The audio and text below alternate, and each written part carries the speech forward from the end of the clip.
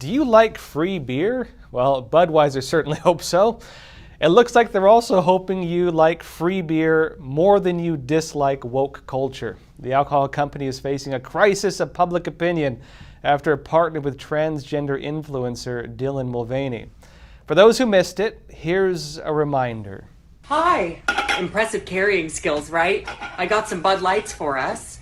So, I kept hearing about this thing called March Madness, and I thought we were all just having a hectic month, but it turns out it has something to do with sports, and I'm not sure exactly which sport. All right, you get it. The commercial triggered a massive backlash against the company, with boycotts not just against Bud Light, but against all products from its parent company, Anheuser-Busch.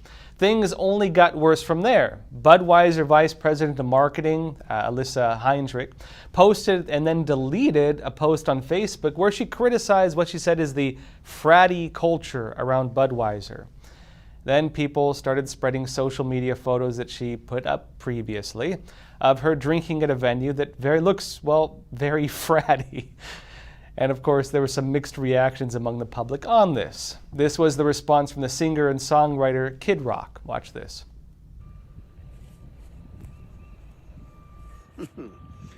Grandpa's feeling a little frisky today. Let me say something to all you and be as clear and concise as possible.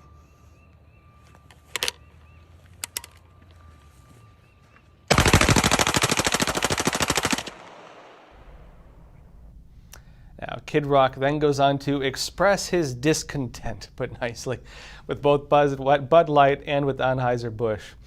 And on the criticism of the fratty culture on Budweiser, this was how Joe Rogan framed it.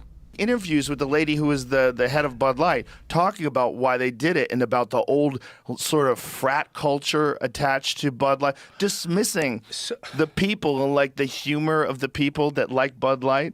And so they're going to change that with this crazy attention whore on day 365 of being a woman.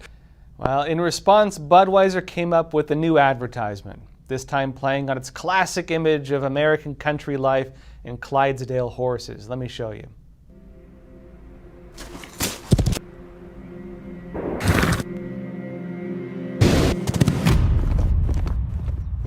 Let me tell you a story about a beer rooted in the heart of America. Now, unfortunately for Anheuser-Busch, it may be too late for that image of masculinity and Americana. They committed a new classic blunder. Never run a trans ad campaign to masculine men when money is on the line. And Anheuser-Busch is now in crisis mode on this. Folks, sales that were initially down by 11%, which was already bad, dropped down to 21% over the course of just a week. And it's not just customers moving away from the company's products, it's also the company's distributors. A Beer Business Daily publication reviewed by Fox News stated that they reached out to a handful of AB, that's Anheuser-Busch distributors, who were spooked. And they say most particularly in the heartland and the South, and even then in their more rural areas. Now, it's hard to sell beer when nobody wants to sell it, like the distributors. In light of that, many alcoholic distributors are facing plummeting sales on these products. The company is actually now offering a free case of Bud Light for every distributor employee. Now, as things currently stand, Anheuser-Busch won favor with investors who stand by the ESG scores, that's environmental and social governance. Yet the question is, can it keep up with the company's stock prices long enough to weather the storm of controversy? And for customers to return to the product, of course. It's turning into a game of chicken, really. And we see both sides going head to head, and we're waiting to see which side folds first, the investors or the customers. In the meantime, at least, while with the stock market going the way it is, Anheuser-Busch is having to deal with the challenge of identifying as profitable. Now, the bigger problem for Anheuser-Busch, however, is this is no longer an issue of just public anger against a brand. It's arguably not even about Budweiser anymore. In a sense, this is not even about transgenderism anymore. This has become a debate instead, something really this Budweiser boycott has come to represent more of a type of victory over woke culture itself. It's now a symbol, really, of people uniting against what's seen as cultural propaganda they disagree with. Now, the public tends to have a short attention span for media scandals over just surface grievances, generally speaking. But when it's about culture, that's a much more difficult thing to challenge.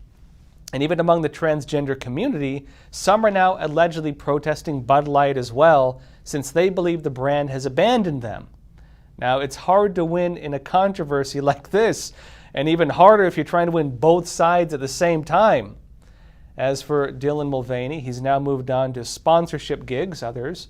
He published a video for his 365th day of declaring he was a woman. Here's, again with this, where he's dealing with a partnership with makeup company Maybelline. And customers are likewise now calling for a boycott of Maybelline products. Well, maybe she's born with it, or maybe not.